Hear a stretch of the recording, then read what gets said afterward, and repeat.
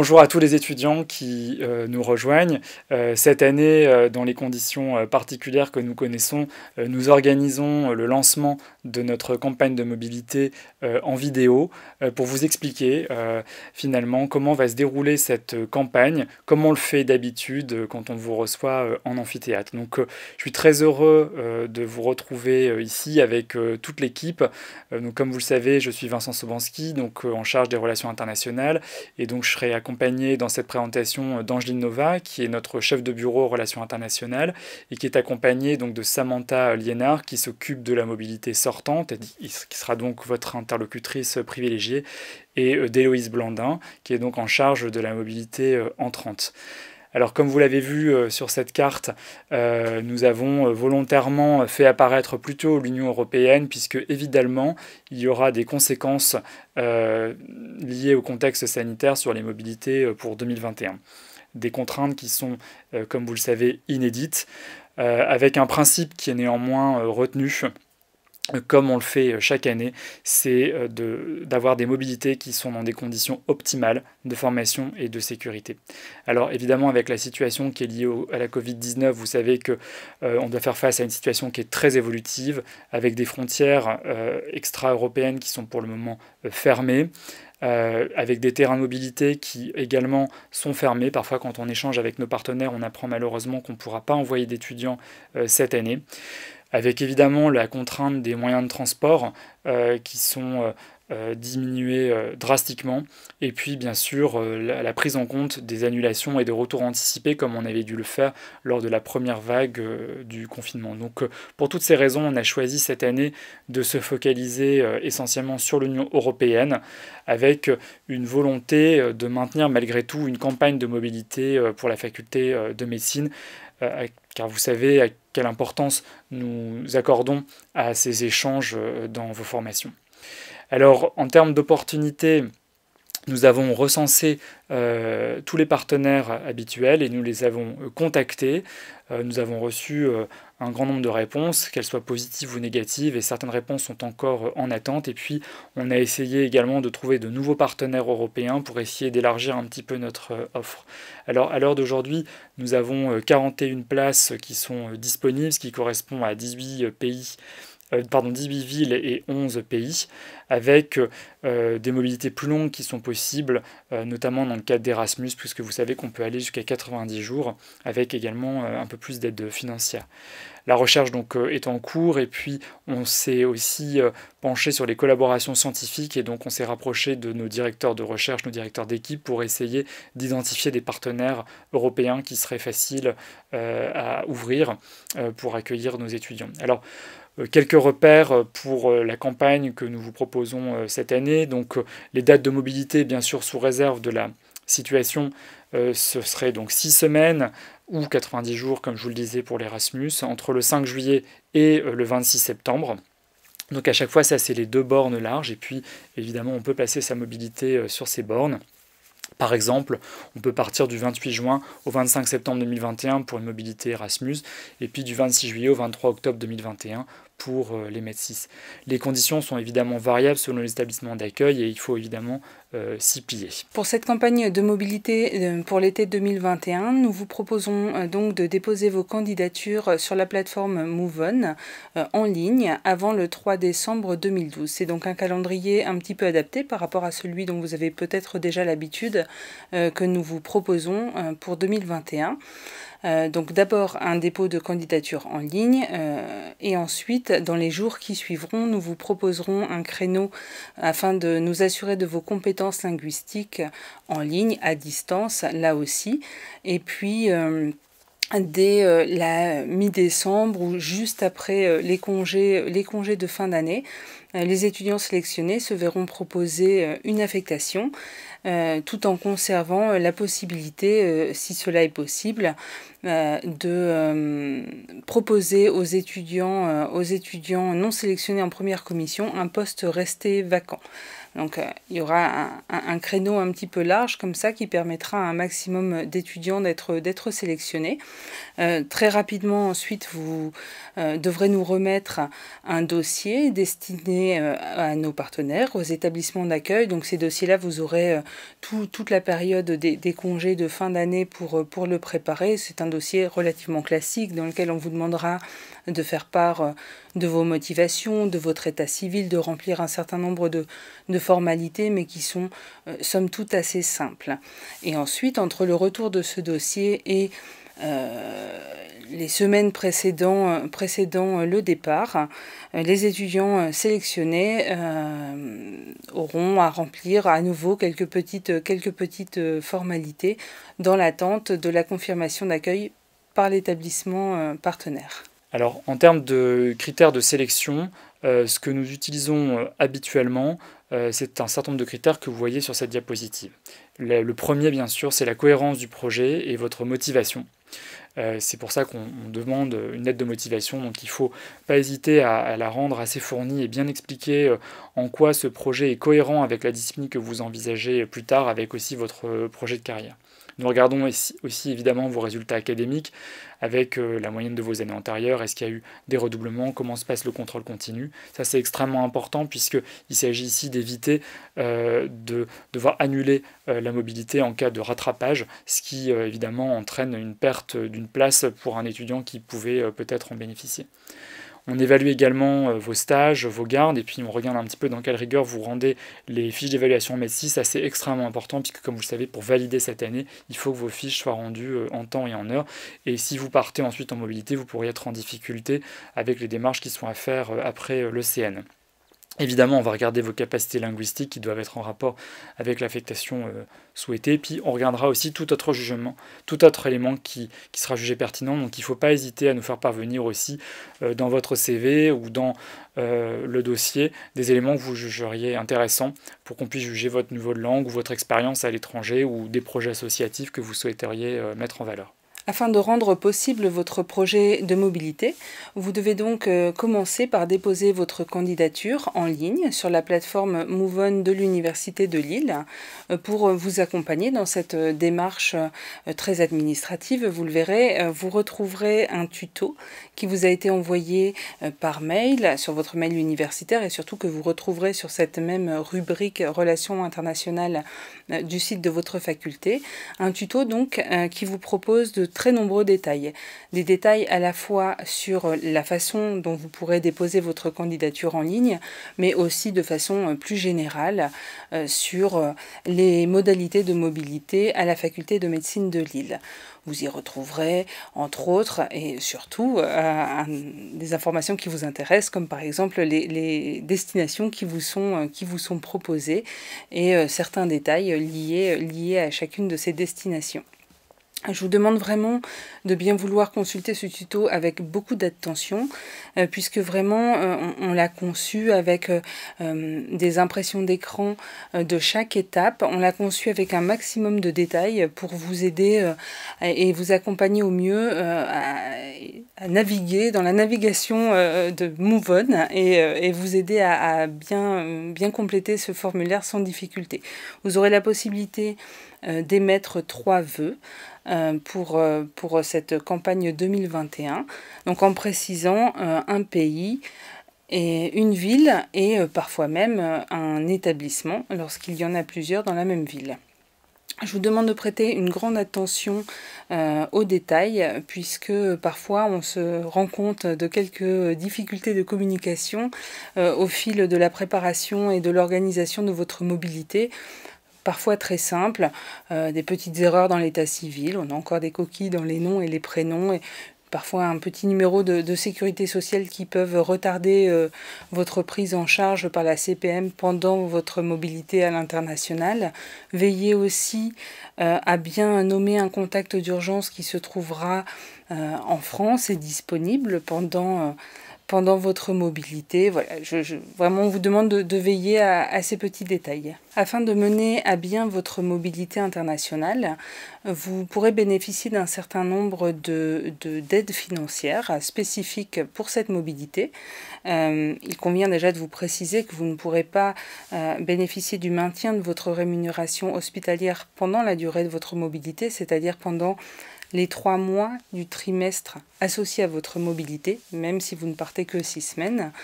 Néanmoins, il existe des dispositifs qui peuvent vous aider pendant cette période et vous aider à assumer les coûts liés à cette mobilité.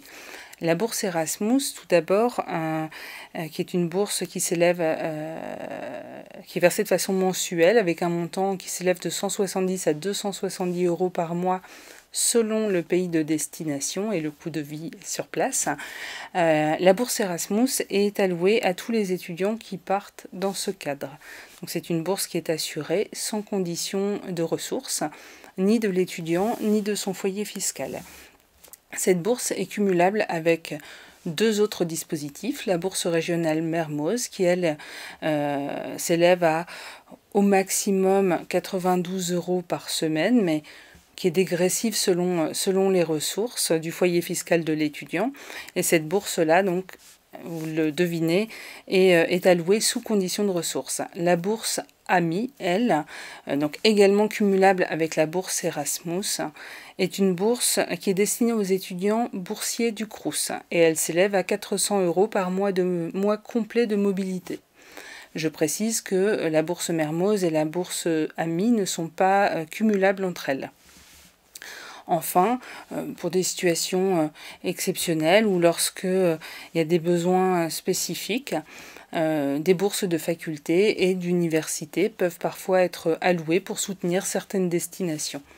Une fois sélectionné pour votre mobilité à l'international, vous pourrez compter sur un accompagnement du Bureau Relations internationales, un accompagnement à chaque étape de vos préparatifs. Alors évidemment, nous ne pourrons pas tout faire pour vous, néanmoins, nous vous informerons et puis nous vous donnerons certaines bornes concernant les grands préparatifs et vraiment les indispensables auxquels vous devez veiller. Nous vous donnerons aussi à chaque fois des délais, alors qu'on souhaitera le plus éloigné possible, évidemment, pour vous laisser le temps de vous préparer confortablement. Néanmoins, parfois, ils pourront être un petit peu plus serrés. On vous demandera vraiment de bien vouloir les respecter pour 2 raisons. D'abord parce que la plupart de ces délais-là sont tout simplement prescrits par nos partenaires qui vont vous accueillir. Et puis aussi parce que vous êtes accueillis en groupe au sein des établissements partenaires et donc nous envoyons les informations vous concernant, les documents à nos partenaires de façon groupée. Et donc vous imaginez bien que lorsqu'il manque un document dans un groupe, eh bien c'est tout le groupe qui est pénalisé et qui, prenons un exemple très concret, par exemple, voit ses chances diminuer d'accéder à un stage dans la spécialité de son choix, tout simplement parce que ces stages-là ont déjà été attribués à d'autres étudiants qui auraient effectué leur démarche plus tôt. Voilà, donc tout simplement la raison pour laquelle on vous demandera de prêter une grande attention à ces délais. Donc vous aurez un dossier à remettre à l'établissement partenaire, dossier que vous pourrez commencer à monter dès la nouvelle de votre sélection. Sauf exception, ce seront des dossiers qui sont plutôt simples. À nouveau, état civil, donc veillez surtout à la bonne mise à jour de votre pièce d'identité. Je pense notamment pour l'Union européenne à votre carte d'identité. Soyez attentifs, elle n'est pas acceptée lorsqu'elle est périmée dans tous les pays de l'Union européenne. Donc parfois il conviendra de la refaire, votre carte d'identité, si vous êtes dans cette période entre 10 et 15 ans de validité. Vous pourrez également commencer à préparer très rapidement tout ce qui concerne votre santé, là aussi pour préparer le dossier du partenaire et puis pour répondre à certaines exigences. Certains établissements, par exemple, réclament des sérologies, notamment pour tout ce qui concerne le calendrier vaccinal. Si vous n'êtes pas tout à fait à jour de ce côté-là, n'hésitez pas à prendre un petit peu d'avance. Nous vous proposerons également, afin d'effectuer le stage le plus efficace et le plus agréable possible, une formation linguistique avant votre départ. Cette formation linguistique est généralement dispensée pour la langue anglaise, pour la langue espagnole. On pourra imaginer cette année en plus une préparation linguistique en allemand et ou en italien. Cette formation linguistique est obligatoire. Il s'agit à la fois de vous donner les bons outils pour effectuer une bonne mobilité, mais aussi de vous apporter plus de fluidité dans vos échanges au sein de l'équipe qui va vous accueillir et puis avec vos patients. Voilà, même si vous ne savez à l'issue de cette formation, je pense à l'italien, peut-être que peu d'entre vous peuvent avoir étudié au lycée par exemple. Si vous pouvez ne serait-ce que échanger quelques mots avec votre patient, avec votre équipe, cela vous permettra d'avoir des liens d'une bien meilleure qualité. Alors, une fois sur place, évidemment, vous êtes considérés comme des ambassadeurs de la faculté. Et donc, à ce titre, vous serez évidemment regardés par nos partenaires, donc à la fois les enseignants, les étudiants, et puis bien sûr par les patients. Et donc, on vous demande d'être évidemment extrêmement respectueux des coutumes, de la culture du pays dans lequel vous êtes reçu, des habitudes de vie, des habitudes professionnelles. Donc, il ne faut pas hésiter, avant d'arriver, quand vous arrivez dans le pays, mais avant de prendre vos fonctions en stage, d'aller voir finalement dans l'hôpital comment les gens sont habillés, comment ils se comportent, comment on est identifié comme étudiant en médecine, et ne pas hésiter bien sûr à aller se présenter avant d'arriver le premier jour en stage. Alors évidemment, il faut tenir compte des conditions d'accueil liées à la Covid-19 et donc pour ça, on essaiera de vous aider dans la mesure du possible pour que vous soyez à jour des mesures finalement pour quitter le territoire français et puis des mesures pour arriver sur le territoire de destination et dans l'établissement d'accueil. Alors les délais sont habituels, hein, on part sur un délai un temps de stage de 6 semaines temps plein sans congé, avec 3 gardes dans le cadre des conventions bilatérales, et sinon 90 jours, mais adaptés à l'organisation locale avec 3 gardes pour les étudiants qui partiraient dans le dispositif Erasmus+. Pour ce qui est logement, restauration, c'est variable selon les destinations, puisqu'on a des négociations qui sont diverses. En général, on offre la réciprocité aux partenaires. Donc voilà, les partenaires qui acceptent de vous héberger gratuitement, on fait la même chose pour les étudiants qu'on reçoit. Et parfois, certains partenaires ne proposent pas d'hébergement. Et à ce moment-là, c'est à vous de trouver seul votre hébergement et de le financer. Donc ça, il faut regarder les fiches de destination qui sont réalisées par les étudiants. Et puis bien sûr, ne pas hésiter à nous interroger sur les conditions d'accueil. Nous arrivons à l'issue de cette présentation et nous ne doutons pas qu'il vous reste de nombreuses interrogations. Pour y répondre, plusieurs canaux. Tout d'abord, la rubrique La foire aux questions qui est proposée sur cette rubrique du site internet. N'hésitez pas à la consulter, nous avons vraiment compilé les quelques questions que vous nous posez le plus souvent et puis nous avons essayé de vous apporter les réponses les plus détaillées, les plus précises possibles pour vous accompagner dans vos démarches. Vous pouvez également consulter les rapports de mobilité qui ont été déposés et rendus publics par les étudiants qui vous ont précédé dans cette mobilité. Ce sont des mines d'informations, ils sont très précieux, très détaillés. Ce sont des invitations au voyage et à la découverte d'autres systèmes de soins, d'autres dispositifs d'études médicales et puis d'autres cultures tout simplement bien sûr. Donc consultez-les, je ne doute pas qu'ils vous seront précieux. On vous indique le cheminement pour les trouver facilement sur Moodle dans le mode d'emploi, le petit tuto qui est mis à votre disposition pour déposer cette candidature.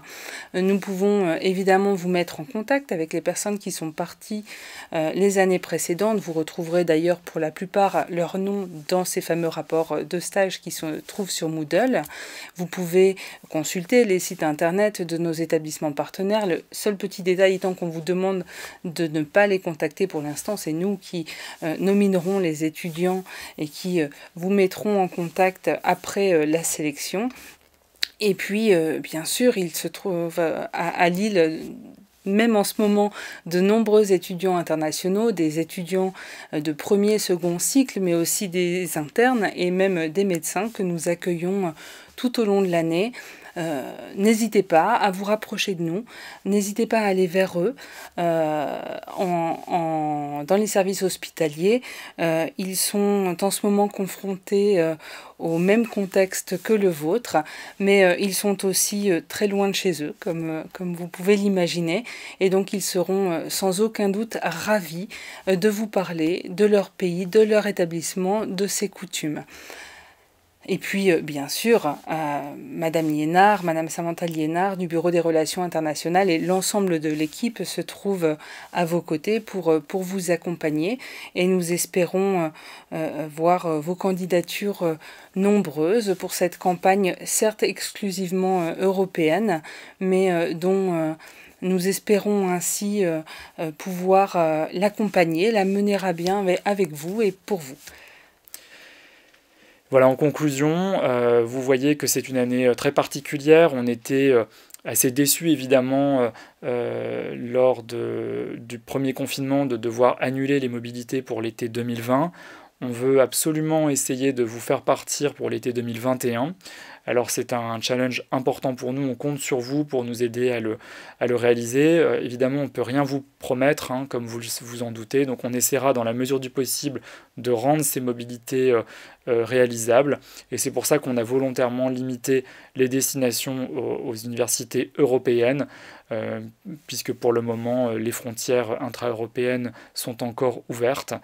Et on espère que vous serez patients, combatifs, et que vous rendrez vos dossiers à l'heure pour nous permettre d'être les plus réactifs possibles avec nos partenaires. Voilà, bonne chance à tous.